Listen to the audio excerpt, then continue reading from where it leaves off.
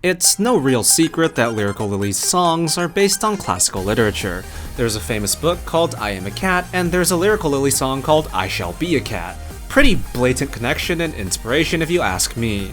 The difference is even smaller in Japanese, going from waga hai wa neko de aru to waga hai yo neko de are. A difference of 2 vowels. And if this wasn't enough to convince you, well, it's explicitly stated in their first unit story. So now that we've established that, let's look at their other songs. I think one of their most well-known songs is Ningen Gokaku, probably because of the 331137, or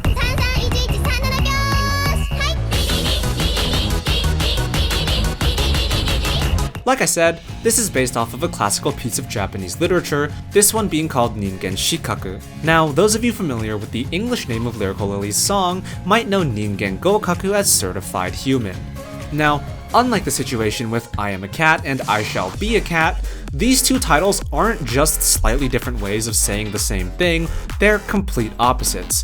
Ningen Gokaku means certified human, while Ningen Shikaku means human failure, or as it's more commonly translated, no longer human.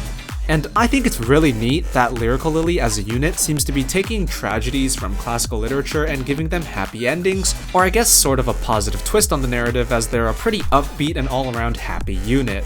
It's a pretty cool motif for a unit. But the radiant positivity of the song is almost too sharp of a contrast with the original work, which, as you might guess by the title, is pretty depressing.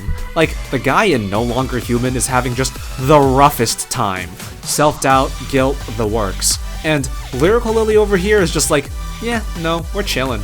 And I know it's sort of like an homage, kind of like No Way Home fixing the villains of the other Spider-Man movies, but well, sometimes it feels like that, atonement and acceptance after the fact and all that. Other times, it almost feels like this. And you know what? I think this is a brilliant, if unintentional, way to characterize the members of this unit. You can almost feel the earnest nature in which Haruna and Miyu probably want to honor the classics by referencing them in their work. You can also feel Kurumiko giggling in the background as they do the literary equivalent of dancing on their graves.